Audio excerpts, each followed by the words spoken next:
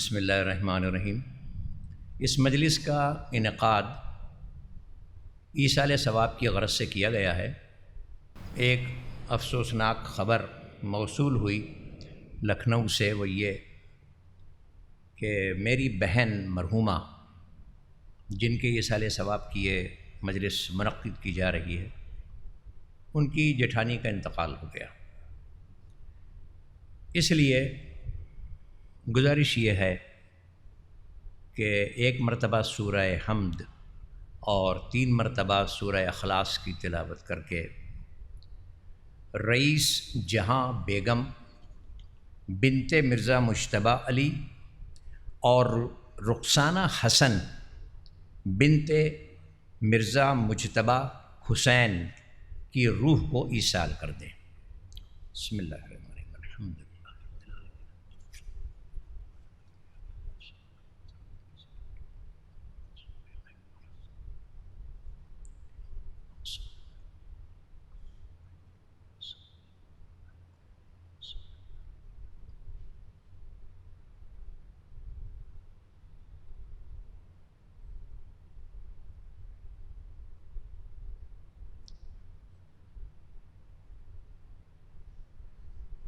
صلی اللہ محمد وآل محمد۔ فاتحہ۔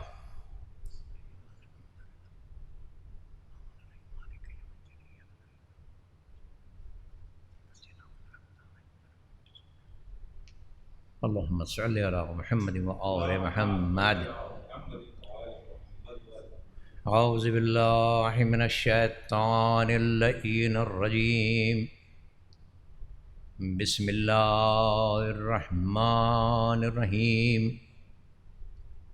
الحمد للہ الذی لا یبلغ مدحتہ القائلون ولا یحصی معہ العدون ولا یعدی حقہ المجتہدون الذی لا یدرکہ بعد الحمم ولا ینالہ غوث الفتن الذی لیس لصفتہ حد محدود ولا نعت موجود ولا وقت معدود ولا اجل ممدود فطر الخلائق بقدرتہ ونشر الرياح برحمتہ وتدا بالصقور میدان ارضہ والصلاة والسلام علی سید الانبیاء والمرسلین خاتم النبیین سیدنا الممجد بشیرنا المسدد نذیرنا المؤید المصطفى الامجد محمود الاحمد ابی القاسم محمد صلی اللہ علیہ وسلم الذین اذهب اللہ عنہم الرجس وطہرہم تطہیرا۔ اما بعد فقد قال اللہ تبارک وتعالی فی محکم کتابہ الحکیم وهو اصدق الصادقین۔ بسم اللہ الرحمن الرحیم۔ یا ایہا الذین آمنوا قوا انفسکم واہلیکم نارا وقودها الناس والحجارۃ۔ صلوات بھیجیں بلند۔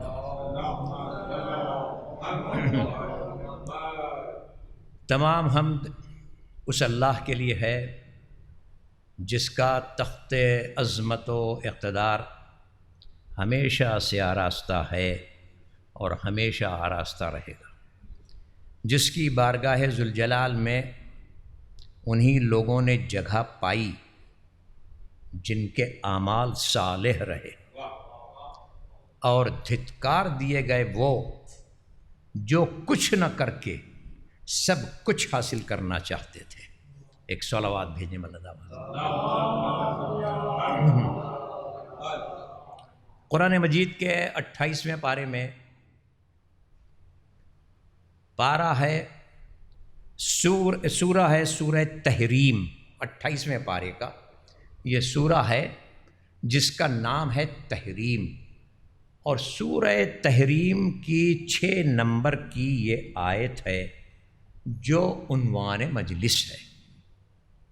اس میں ارشاد ہوتا ہے، اہل ایمان کو مخاطب کیا گیا ہے کہ یا ایھا الذین آمنوا قوا انفسکم واہلیکم نارا وقودھا الناس والحجارۃ، اے صاحبان ایمان اپنے آپ کو اور اپنے اہل و عیال کو اس آگ سے بچاؤ جس کا ایندھن انسان ہے اور پتھر۔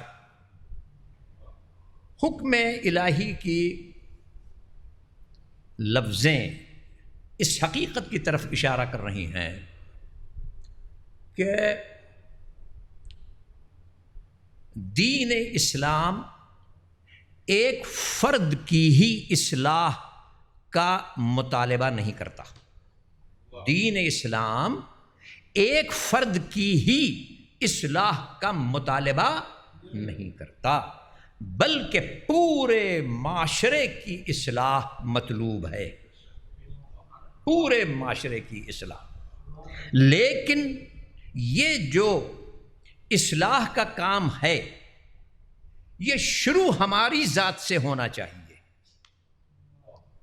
جب ہم اپنی اصلاح کی طرف متوجہ ہوں گے، اس کے بعد اپنی ذمہ داری کو محسوس کرتے ہوئے کہ ہماری ذمہ داری کا دائرہ اور وسیع ہوا ہے اور اس میں اہل و عیال بھی ہیں۔ چنانچہ انگریزی کا ایک مقولہ ہے اور وہ یہ ہے کہ charity begins from home, charity begins from home. Urdu میں جو اس کا متوازی ہے، ہم وزن ہے، وہ یہ ہے کہ پہلے اپنے گھر میں چراغ جلاؤ، پہلے اپنے گھر کو روشن کرو، اس کے بعد مسجد میں چراغ جلاؤ۔ انسان کا اپنے کو آگ سے بچانا اس پرہیز کی بنا پر ہے، ان اعمال سے پرہیز کی بنا پر ہے جو آگ میں جلنے کا موجب ہے، سبب ہے۔ اور یہ پرہیز انسان کا اپنی ذات سے جہاں تک یہ وابستہ ہے تو وہ انسان کا فعل خود اختیاری ہے، جو ہمارے اپنے اختیار سے وابستہ ہے، ہمارے اپنے ارادے سے وابستہ ہے۔ لیکن جب بات آ جاتی ہے اہل و عیال کی اصلاح کی، جب ان کی اصلاح کی طرف ہم متوجہ ہوں گے، جہاں تک ہماری اپنی ذات کا تعلق ہے تو یہ ہمارا فعل ارادی ہے، ہم مختار ہیں۔ لیکن جب ہم دوسروں کی اصلاح کے لیے کھڑے ہوں گے جو ہمارے اہل و عیال ہیں، تو بس یہ وہ منزل ہے کہ جہاں پر صرف ایک کوشش ہونی چاہیے اور واعظ و نصیحت ہونی چاہیے۔ کوشش، جد و جہد اور واعظ و نصیحت ہی کی حد تک اصلاح ممکن ہے۔ دوسرے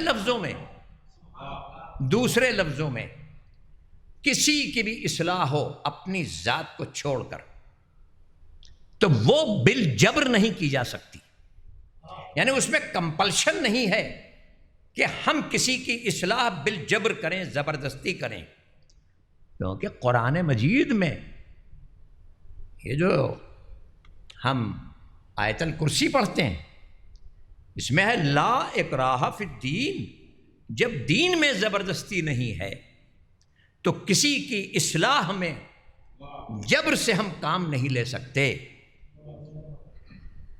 جبر سے کام نہیں لے سکتے. اور قرآن مجید میں اسی آیت میں آگے بڑھ کر ارشاد ہوا کہ جب جناب نوح اپنے فرزند کو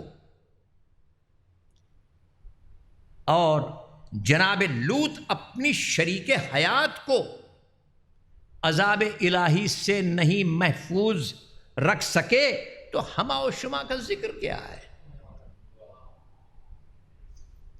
ہم یہ دیکھتے ہیں عصر حاضر میں غیر اخلاقی ذرائع ابلاغ نے، یہ جو ذرائع ابلاغ ہے یہ آسانی سے سمجھنے کے لیے میں عرض کر دوں کہ ذرائع ابلاغ کے معنی ہیں various sources of information and technology.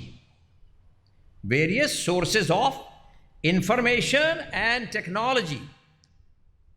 مثال کے طور پہ ٹی وی ہے، انٹرنیٹ ہے، فیس بک ہے، موبائل ہے. تو یہ جو غیر اخلاقی ذرائع ابلاغ ہیں انہوں نے اخلاق سے گرا ہوا ایک سماج پیدا کر دیا ہے. اور ہمارے سامنے ایک سوالیہ نشان آن کھڑا ہوا ہے، وہ یہ کہ آیا ایک اوسط مسلمان یا اوسط شیعہ کا کردار و عمل ایک غیر مسلم کے کردار و عمل سے بہتر ہے یا نہیں؟ یہ ایک سوالیہ نشان ہے ہمارے سامنے. اس لیے وقت کی بہت بڑی ضرورت یہ ہے کہ ہم ولا اور عزا کے جذبے کے ساتھ امر بالمعروف اور نہی انل منکر کا رواج پیدا کیا جائے تاکہ ہم ایک دوسرے کے اخلاق کی درستگی میں مددگار ثابت ہو سکیں. اور پھر ممکن ہے کہ آنے والے وقت میں جو مستقبل کی ہماری نسل ہے مسلمانوں کی وہ بہتر مسلمان ہم بن سکیں. اور اس میں کوئی شک نہیں، یہ حقیقت ہے کہ کسی بھی ملک کی سب سے قیمتی متاع، پونجی، سرمایہ اس ملک کے باشندے ہوتے ہیں جو اس ملک کی قسمت بناتے یا بگاڑتے ہیں. اسی لیے کہا یہ جاتا ہے کہ نوجوان قوم کی ریڑھ کی ہڈی ہیں، اسپائنل کارڈ ہیں. بچے قوم کے مستقبل کا سرمایہ ہیں. اور یہی وجہ ہے کہ جو زندہ قومیں ہیں وہ سب سے زیادہ توجہ بچوں کی تعلیم و تربیت پر دیتی ہیں. بچوں کی تعلیم و تربیت پر دیتی ہیں. لیکن جب ہم اپنی قوم کی اس متاع کو، اس بے بدل پونجی کو، مستقبل کے اس سرمائے کو وقت کی چکی میں پستے ہوئے دیکھتے ہیں یا کبھی خود وقت کو ان کے قدموں تلے رونتے ہوئے دیکھتے ہیں تو ہمارا دل کانپ جاتا ہے اور ہم یہ سوچنے پر مجبور ہو جاتے ہیں کہ جس ذات مقدس کا ہم کلمہ پڑھتے ہیں اسی کا یہ بھی ارشاد ہے کہ والدین کا بہترین سرمایہ، والدین کا بہترین ورثہ بچوں کی بہترین تعلیم و تربیت ہے. پیغمبر اسلام صلی اللہ علیہ وسلم کا یہ ارشاد ہے کہ والدین کا بہترین ورثہ بچوں کی بہترین تعلیم و تربیت ہے. یہ ایک بہت بسیط موضوع ہے تعلیم و تربیت، کہ تعلیم و تربیت کا مقصد صرف بچوں کو پرائیویٹ یا پبلک اسکول میں داخل کرا دینا اور بریء الذمہ ہو جانا کہ اب ہم سے مطلب نہیں ہے، اب بچے کا جو مستقبل ہے وہ اسکول کے حوالے ہے، اب وہ ہمارے بچے کی شخصیت کی نشو و نما کے ذمہ دار ہے. لیکن واقعہ کچھ اور ہے. پوچھئے کسی سے کہ بھئی بچے کو آپ کیوں پڑھا رہے ہیں، وہ علم کیوں حاصل کر رہا ہے، تو ایک جواب آتا ہے اس لیے کہ بہتر ملازمت مل جائے، اچھی تجارت کرے. کتنا اوچھا مقصد ہے کسب علم کا، کتنا محدود مقصد ہے کسب علم کا۔ علم کا مقصد دل و دماغ کو روشن و منور کر کے نیک و بد کی تمیز سے بہراور کرنا، اپنی صلاحیتوں کا شعور، صلاحیتوں کا شعور مانا کیا ہے؟ ہم میں بے انتہا پوٹینشیل ہے، یہ صلاحیت ہے، اپنی صلاحیتوں کا ہم کو معلوم ہی نہیں کہ پروردگار عالم نے ہماری شخصیت میں کون کون سے پوٹینشیل ودیت کیے ہیں، کون کون سی صلاحیتیں ودیت کی ہیں۔ تو اپنی صلاحیتوں کا شعور اور ان سے کام لینے کا ادراک و عمل دینا ہے، یہ بہت ضروری ہے۔ اس لیے آج کے وقت کی سب سے بڑی ضرورت یہ ہے کہ ہم اسلام کے، دین کے اخلاقی نظریات کو سمجھنے کے ساتھ ساتھ اپنے اہل و عیال کی تعلیم و تربیت کی طرف متوجہ ہوں۔ اسلام کا فلسفہ اخلاق کیا ہے یہ سمجھنے کی ضرورت ہے، کیونکہ ہمیں نہیں بھولنا چاہیے کہ وہ اخلاق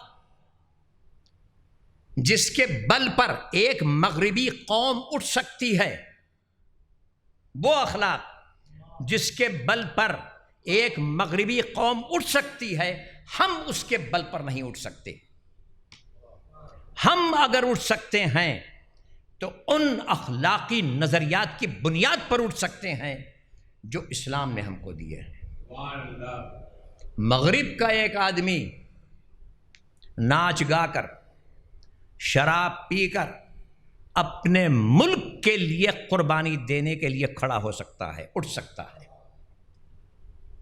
اس لیے کہ جن مادی فلسفوں پر یہ ذہنوں میں رہے کہ جن مادی فلسفوں پر اس کے اخلاق کی تعمیر ہوئی ہے، یہ چیزیں اس کی ضد نہیں ہیں، یہ چیزیں اس کی ضد نہیں ہیں، لیکن ایک مسلمان جس کو اچھی طرح معلوم ہے کہ خدا اور اس کے رسول نے ان چیزوں کو حرام قرار دیا ہے، جب وہ اس لعنت کو اختیار کرتا ہے اور اس طرز زندگی کی پیروی کرتا ہے تو دراصل اسلام کی بنیادی تعلیمات سے منہ موڑ کر ایسا کرتا ہے۔ اگر ایک مسلمان شراب پیتا ہے تو اس کی حیثیت ایک مغرب کے شراب پینے والے سے مختلف ہے۔ سن کے تھوڑا سا تعجب ہوا ہوگا، کیونکہ شراب کے جو جسمانی اور نفسانی نقصانات ہیں وہ دونوں کے لیے یکساں ہیں، لیکن ایک مغرب کا فرد جب ان چیزوں کو اختیار کرتا ہے تو دراصل وہ انہیں اختیار کر کے اپنے عقیدے پر لات نہیں مارتا، لیکن ایک مسلمان ان چیزوں کو اس وقت تک اختیار کر ہی نہیں سکتا جب تک کہ اس کے اندر خدا اور رسول سے بغاوت اور آخرت سے بے پرواہی کا جذبہ نہ پرورش پا چکا۔ ہمیں نہیں بھولنا چاہیے کہ بچوں کی ابتدائی تعلیم و تربیت انتہائی اہمیت رکھتی ہے، اور وہ کہاں سے ملتی ہے؟ وہ گھریلو ماحول سے ملتی ہے۔ بچوں کی عادات بنانا یا بگاڑنا، ان کو سنوارنا یا ان کو برباد کر دینا، یہ ہماری توجہ یا غفلت سے عمل میں آتا ہے۔ پیغمبر اسلام صلی اللہ علیہ وآلہ وسلم نے، آپ کا ارشاد گرامی ہے کہ خدا لعنت کرے ان ماں باپ پر جو اپنی اولاد کو ماں باپ سے عاق ہو جانے پر آمادہ کرے۔ دیکھیں، خدا لعنت کرے ان ماں باپ پر کہ جو اپنی اولاد کو ماں باپ سے عاق ہو جانے پر آمادہ کرے۔ ہم کیا سمجھتے ہیں کہ والدین جو ہیں وہ اپنی اولاد کو آگ کر سکتے ہیں، ڈس اون کر سکتے ہیں، لیکن ایسی بات نہیں ہے۔ اولاد سے والدین بھی آگ ہو جاتے ہیں، اور وہ اس وقت آگ ہوتے ہیں کہ جب ان کے حقوق میں تصرف کیا جائے، ان کے حقوق کی ادائیگی میں کوتاہی برتی جائے، ان کی تعلیم و تربیت اگر صحیح ڈھنگ سے نہیں ہوتی تو والدین خود بخود آگ ہو جاتے ہیں۔ اور دوسرے موقع پر آپ ارشاد فرماتے ہیں پیغمبر اسلام صلی اللہ علیہ وآلہ وسلم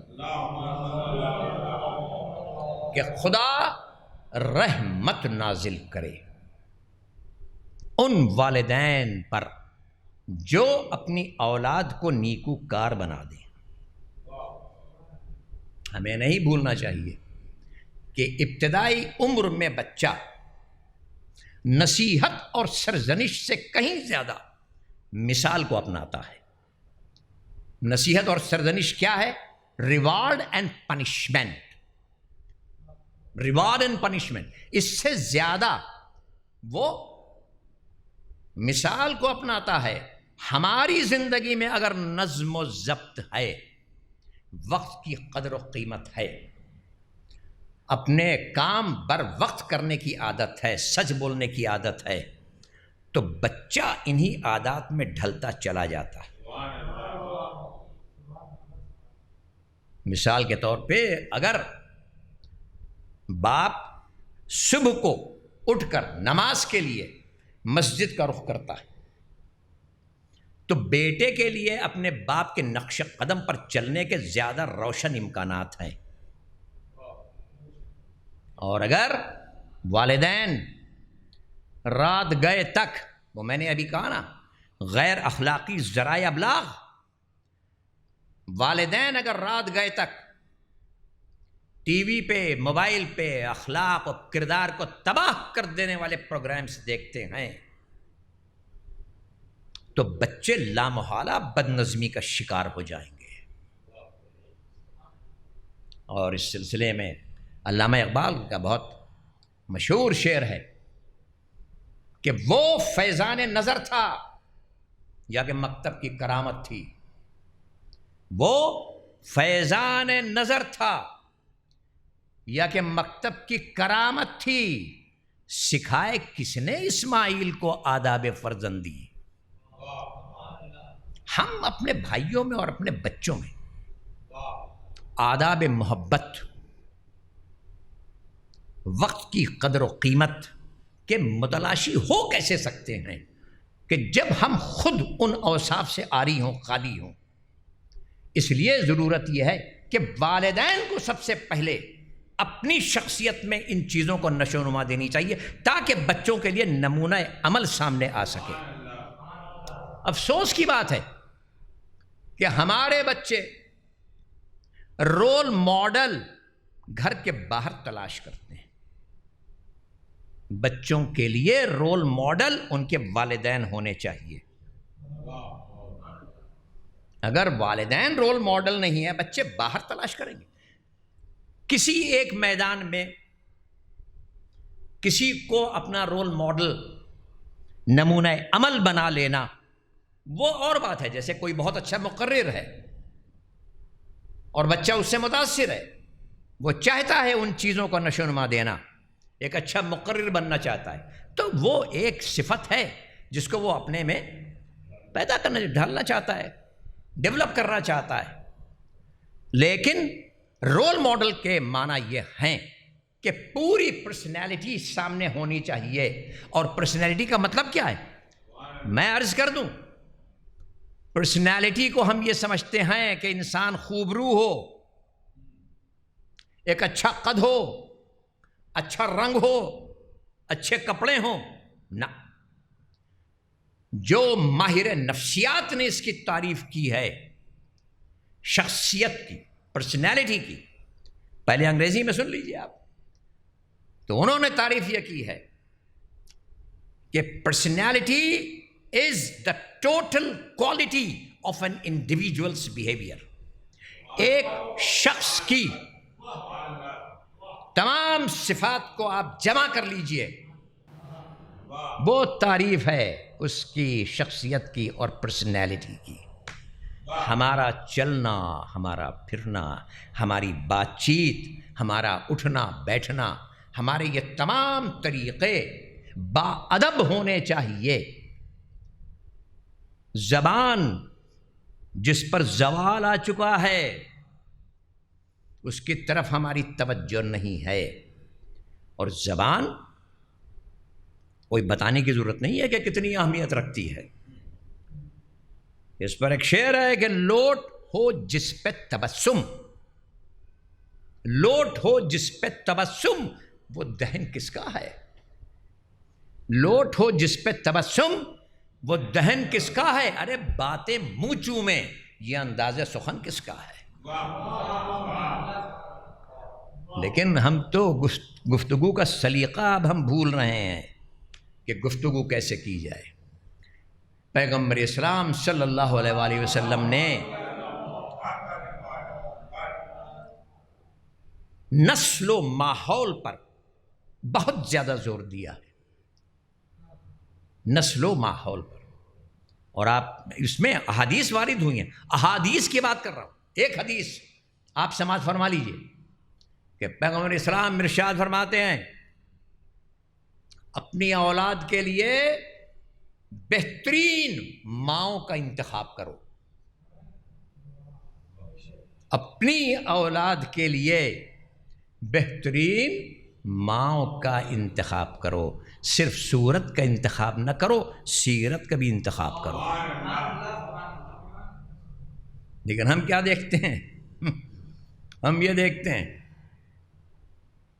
کہ بچپنے میں ماں سے ضد ہوتی ہے چندہ ماما کی، اور بڑے ہو جانے پر امید کی جاتی ہے چندر مکھی کی.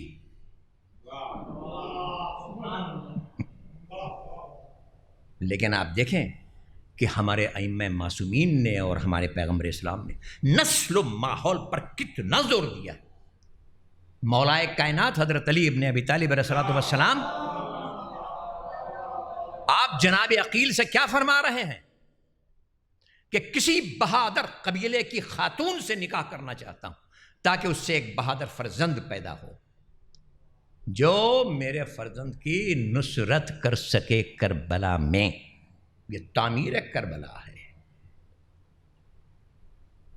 یہ اتنا زیادہ اس پر توجہ دی گئی ہے. اور پیغمبر اسلام صلی اللہ علیہ وسلم نے جہاں قول و عمل کو ذریعہ بنایا تعلیم و تربیت کا، وہاں اور وسائل بھی آپ نے اختیار کیے. مثلا اور وہ جو وسائل آپ نے اختیار کیا ان کا نفس انسانی پر غیر معمولی اثر پڑتا ہے. مثلا پیغمبر کی تلوار پر ایک شیر کندہ تھا، ایک شیر لکھا تھا آپ کی تلوار پہ، جس سے نفس انسانی کی تعمیر ہوتی ہے. اور اس کا مطلب یہ تھا کہ بزدلی میں ذلت ہے. وہ جو شیر کندہ تھا، بزدلی میں ذلت ہے اور اقدام میں بزرگی. بزدلی سے انسان قضائے الہی سے نہیں بچ سکتا. آپ دیکھیں کہ جس گھر میں تلوار کی پیشانی پر ایسے ہمت افزا نقوش نظر کے سامنے آتے ہوں، اس گھر کے بچے بے نیام تلواروں سے نہیں دہلتے اور نہ موت کی بھیانک صورت انہیں خوف زدہ بنا سکتی ہے. ایسے ہمت افزا نقوش. اور آپ دیکھیں کہ ایک مرتبہ امام حسین علیہ الصلوۃ والسلام نے اپنے بابا سے اپنے نانا کی مجلسی زندگی سے متعلق ایک سوال کیا. مجلسی زندگی کے معنی کیا ہے؟ Social life. دریافت کیا کہ ان کی سوشل لائف کیسی تھی. تو آپ نے بہت مفصل جواب دیا. آپ نے ارشاد فرمایا کہ ہمیشہ خندہ پیشانی سے ملتے، سخت گوئی سے پرہیز تھا، نہ دکھاوا، نہ کبریائی، نہ کسی کی پوشیدہ باتوں کی ٹوہ میں رہتے، جب گفتگو کرتے تو سامعین پر خاموشی چھا جاتی۔ آپ دیکھیں کہ پیغمبرانہ زندگی کے جو نقوش تھے وہ ابھر کر نگاہوں کے سامنے آ گئے۔ گھر کے ہر فرد کا یہ فرض ہے کہ بچوں کی تعلیم و تربیت میں اپنا اپنا کنٹریبیوشن دے۔ ہر ایک کا فرض ہے، گھر کے ہر فرد کا یہ فرض ہے کہ وہ تعلیم و تربیت میں اپنا رول ادا کرے۔ مثال کے طور پہ سید عالم سلام اللہ علیہا سیدت نساء العالمین، آپ جب امام حسین کو گہوارے میں لوریاں دیتی تھیں، اسی وقت سے خدا، حق اور عبادت ایسے الفاظ سے آشنا کر رہی تھیں۔ امام حسن کی لوری میں آپ ارشاد فرماتی ہیں، غور کیجئے گا، امام حسن کو لوریاں دے رہی ہیں اور آپ ارشاد فرماتی ہیں اپنے باپ کی شبیہ بنو، حق کے اسرار واضح کرو، کینہ ورز سے دوستی نہ کرو۔ دیکھا آپ نے کہ خانوادہ رسالت میں مسئلہ تربیت ایک عظیم الشان نظام تربیت ہے، نظام تربیت ہے۔ اور ہم نے یہ دیکھا کربلا کی امتحان گاہ میں کہ نبوت و امامت کے مہر و ماہ کی درخشانی کی وسعت کتنی ہوتی ہے کہ تاروں کی کشتی آفتاب کے سیلاب نور میں ڈوب جاتی ہے، اندھیری رات میں فلک کی پیشانی پر تاروں کی افشاں چمک نہیں دیتی، لیکن ریگزار کربلا کے وہ ذرے کہ جس میں نونہال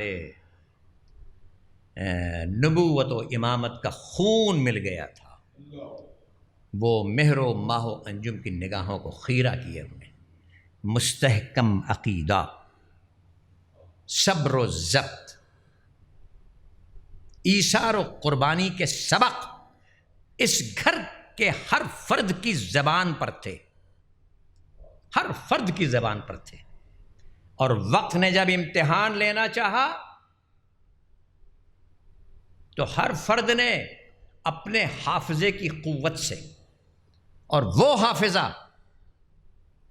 حافظہ جو اسلاف کے کمالات و محاسن کا گنجینہ تھا، اس نے اپنے ضمیر کی صفائی کی بہترین مثالیں پیش کر دی۔ شب عاشور کی طرف آپ کی توجہ مبذول کرنا چاہوں گا کہ امام اپنی جماعت کے سامنے ہیں، اپنے اصحاب کے سامنے ہیں، اور ان کی وفا کا کلمہ پڑھ رہے ہیں، قصیدہ پڑھ رہے ہیں۔ ان سے مخاطب ہو کر کے آپ ارشاد فرما رہے ہیں کہ مجھے نہیں معلوم کہ جیسے اصحاب مجھے ملے ویسے میرے نانا کو ملے ہوں، میرے بابا کو ملے ہوں، یا میرے بھائی کو ملے ہوں۔ میں تمہاری وفاؤں کی وجہ سے بروز قیامت اللہ سے سفارش شفاعت بھی کروں گا۔ اور دیکھو یہ دشمن تو میرے خون کا پیاسا ہے نا، یہ تم سے تعرض نہیں کرے گا، بس میں معترف ہوں تمہاری وفاؤں کا۔ تم اس تاریکی شب کو مرکب بناؤ اور میرا ساتھ چھوڑ کے چلے جاؤ۔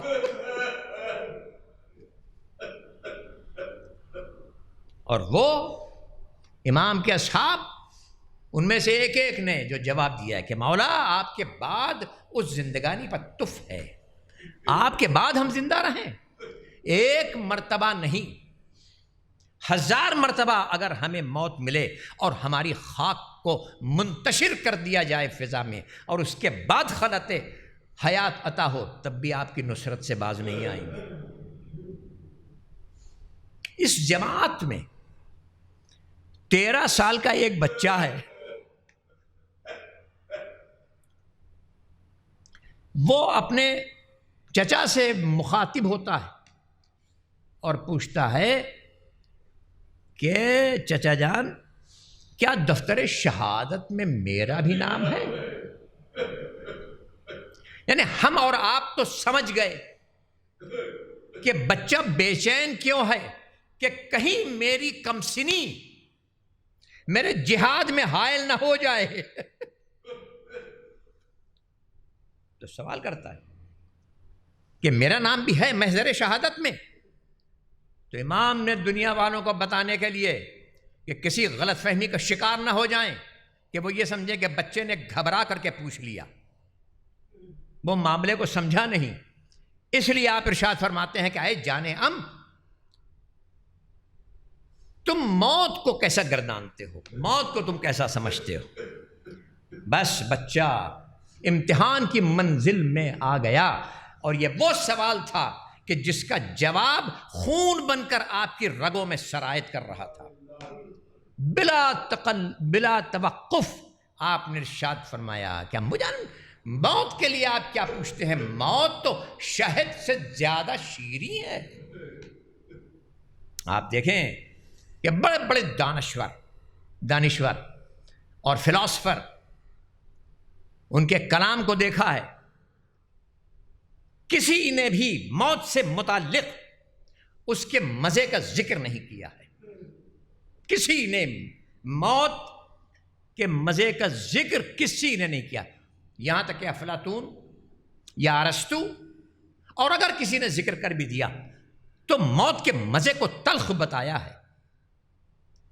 لیکن یہ نونہال حسن ہے کہ آپ ارشاد فرماتے ہیں کہ موت تو شہد سے زیادہ شیریں ہے، اور اس میں کیا شک کہ بلند مقاصد کے حصول کے لیے موت کتنی ہی تلخ کیوں نہ ہو، لیکن پھر وہ شیریں بن جاتی ہے۔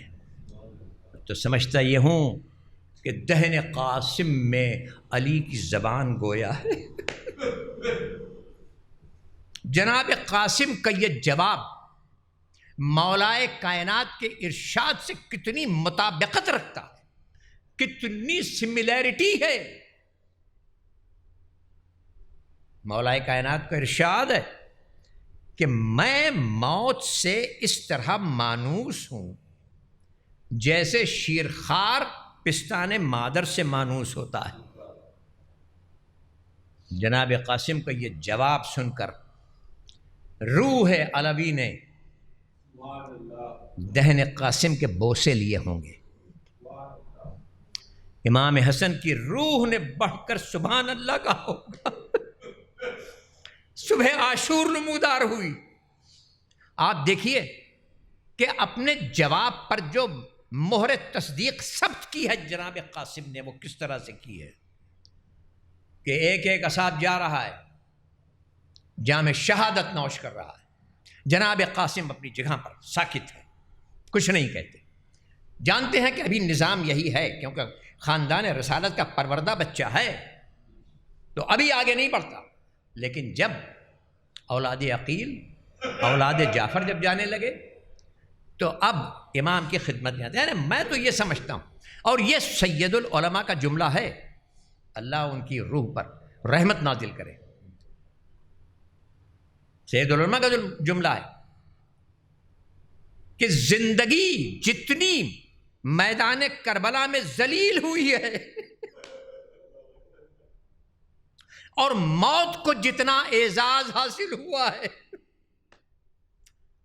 اتنا اس سرزمین پر کبھی نہیں۔ موت کتنی ذلیل ہوئی، امام واپس کر رہے ہیں زندگیاں، اپنی زندگیوں کو وہ امام کے قدموں پر نشاور کر رہے ہیں۔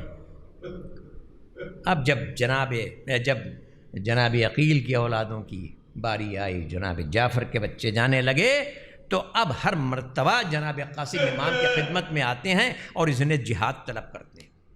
شب عاشور تو آپ نے بتا دیا تھا کہ ہاں تمہارا نام تو محضر شہادت میں ہے، لیکن اب جناب قاسم کو ایک جواب دیتے ہیں، ایک عجیب جواب ہے، اور آپ ارشاد فرماتے ہیں کہ تمہیں میں کیسے اجازت دے دوں؟ آپ سمجھے کہ اس کی وجہ کیا؟ اس کی وجہ یہ کہ بچے کے نفس کا مالک یا تو اس کا دادا ہوتا ہے یا اس کا باپ ہوتا ہے۔ یہاں نہ دادا موجود ہیں اور نہ باپ موجود ہیں، تو یہ شریعت اسلامی کا ایک مسئلہ ہے کہ میں تمہیں کیسے اجازت دے دوں؟ بچے کا اصرار بڑھتا ہے، امام کا انکار، کہ ایک مرتبہ کچھ مایوس سا ہو کر عمود خیمہ سے سہارا لے کر بچہ بیٹھ گیا کہ ایک مرتبہ خیال آیا کہ میرے بابا نے میرے شانے پر ایک تعویذ باندھ دیا تھا اور یہ کہا تھا کہ اے قاسم، جب بہت مصیبت کا سامنا ہو، کوئی بہت مصیبت کا سامنا ہو تو اس تعویذ کو کھول کے پڑھ لینا۔ بس جلدی سے اس تعویذ کو آپ نے کھولا، بابا کی تحریر پہ نگاہ پڑی تو لکھا یہ تھا کہ اے قاسم، تم اس تعویذ کو اس وقت کھولو گے کہ جب میرا بھائی نرغہ آدھا میں گھرا ہوگا، اگر میں ہوتا تو اپنے بھائی کی نصرت کرتا۔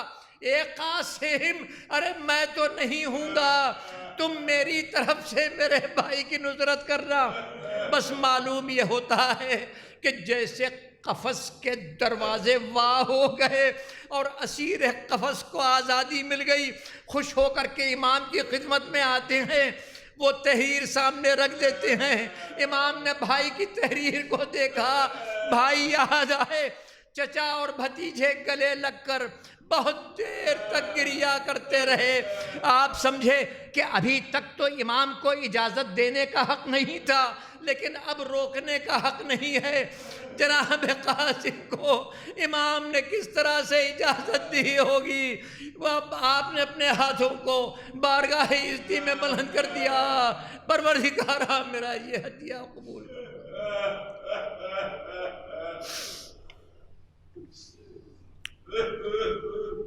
پروردگارا میری اس ناچیز خدمت کو قبول فرما کہ تو سمیع علیم ہے، ہمارے سینوں کو کشادگی عطا فرما کہ تو حق الیقین کی طرف رہنمائی کرنے والا ہے، ہماری زبان کی گرہ کو کھول دے کہ تو گروہ مومنین میں جس کو چاہے حکمت عطا کرتا ہے، ہمارے علم میں اضافہ فرما اور ہمیں قافلہ صالحین سے ملحق کر دے۔ پروردگارا روز محشر محمد و آل محمد کی شفاعت ہمیں نصیب ہو اور ہمیں امام زمانہ کے ظہور میں بار الہ تاجیل فرما۔ اللہم صلی اللہ محمد و آل محمد۔ ایک مرتبہ سورہ حمد اور 3 مرتبہ سورہ اخلاص کی تلاوت فرما کے رئیس جہاں بیگم بنت مرزا مجتبیٰ علی اور